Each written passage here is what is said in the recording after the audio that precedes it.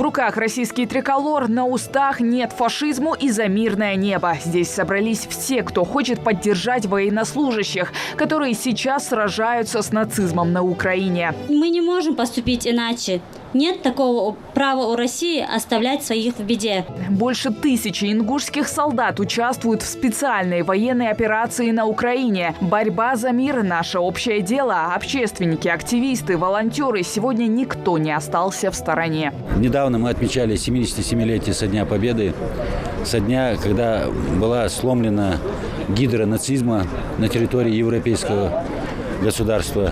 Сегодня на территории нашей братской Украины опять эта нечисть начала поднимать голову.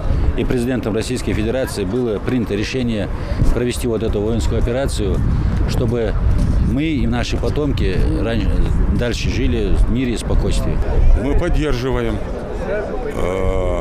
вводу войск в Луганскую и Донецкую областях и часть Украины.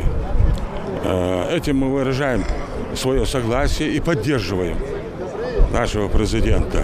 Собравшиеся уверены, что помимо федеральной поддержки военнослужащим нужна и региональная помощь. С начала спецоперации на Украине наша республика направила несколько десятков тонн гумпомощи. Это и продукты питания, это и бытовая химия, это и медикаменты, это и одежда, и обувь. То есть весь ассортимент, который необходим или будет необходим людям, жителям, тем более беженцам, вынужденным переселенцам этих территорий. Кроме того, региональная власть оказала помощь и нашим военнослужащим во время Уразы Байрам, предоставляла в том числе продуктовую помощь, возможность разговения.